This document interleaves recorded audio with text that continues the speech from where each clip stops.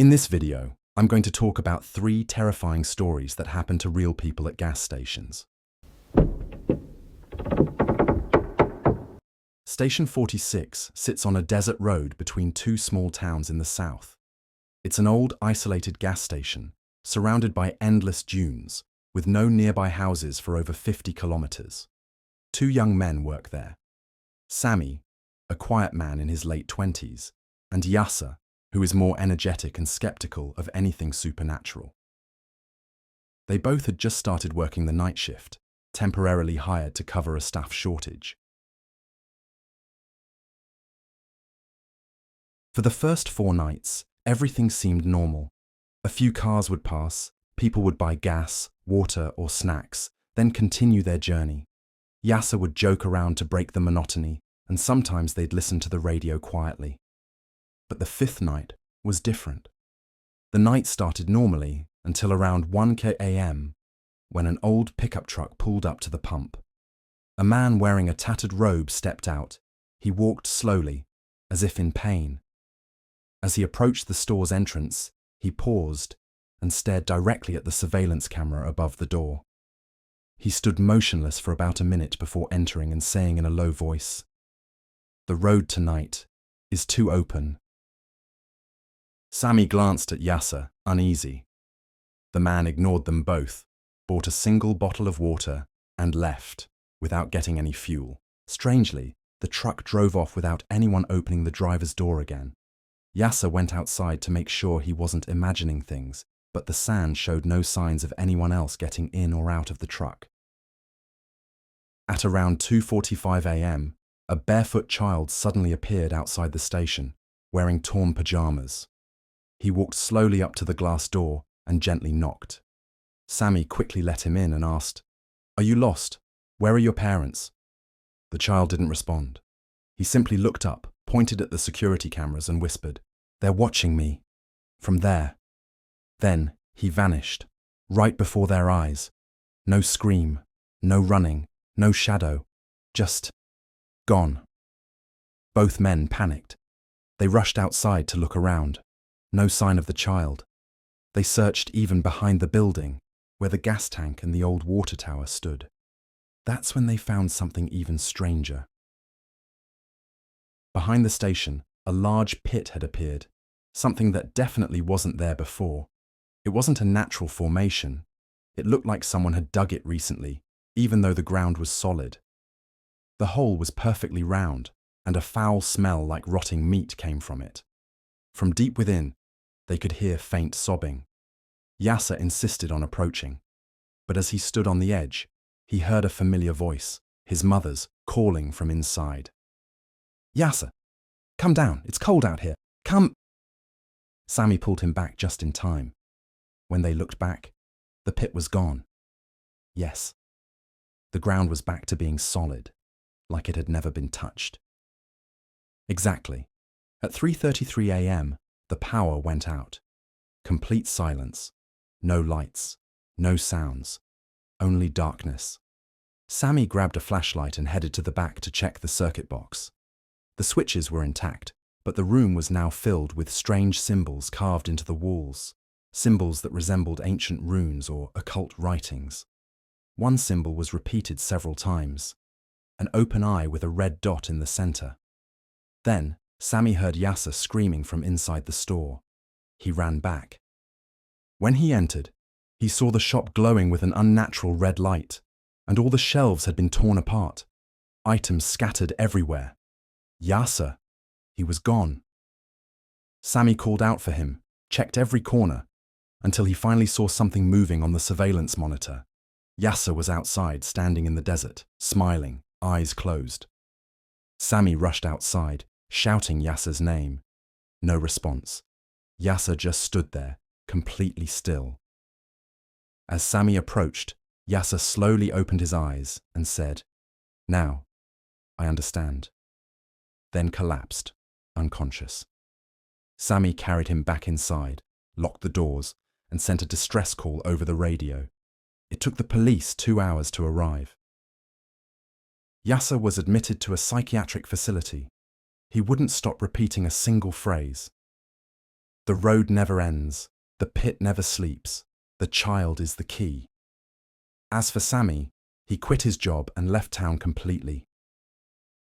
He doesn't talk much about that night, but whenever someone brings up Station 46, he simply says, "One night is enough to change your life."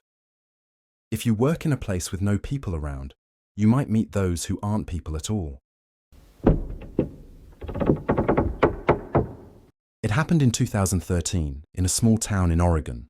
A man named Josh, who was 19 at the time, had just started working the night shift at a 24-hour gas station located off a quiet stretch of highway. It wasn't his dream job, but it paid the bills. Most nights were uneventful, until one night changed everything.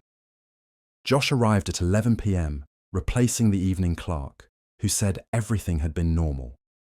After counting the drawer and doing a quick restock, Josh settled into his routine, playing music on low, wiping counters, and occasionally ringing up customers who stopped in for cigarettes, snacks, or fuel.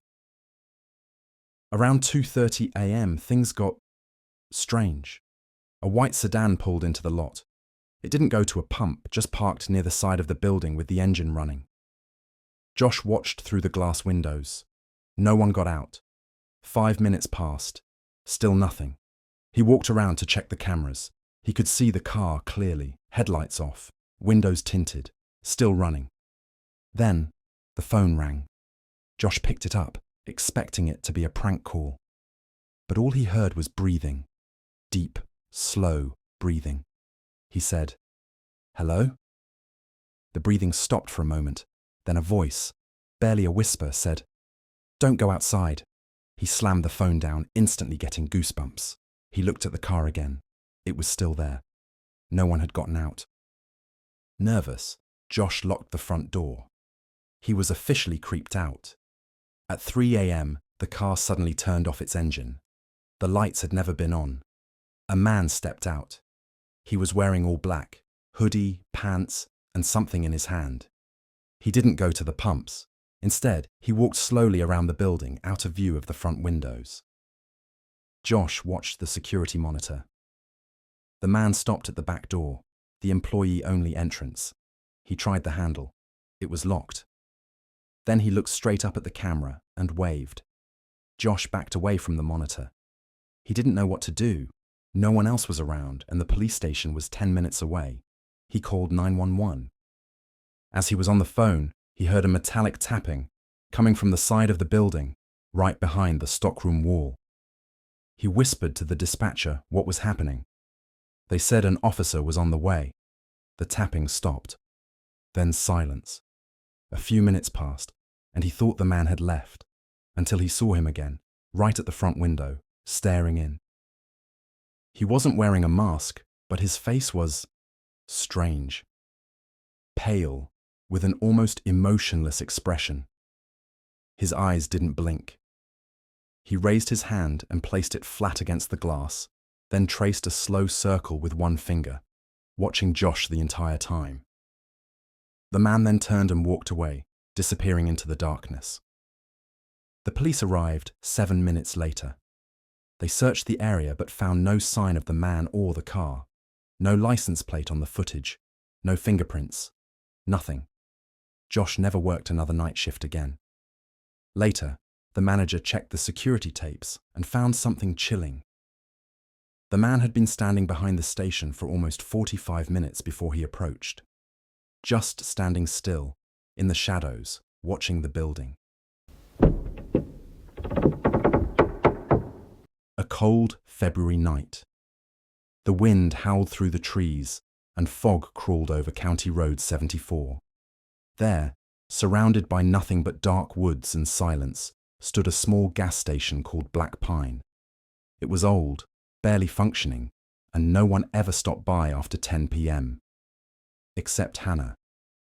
Hannah Lucas, a 20-year-old college student, worked the overnight shift part-time. She was quiet, cheerful, loved reading and listening to music during her lonely shifts. She had no idea that her last night at the station would become the stuff of urban legend.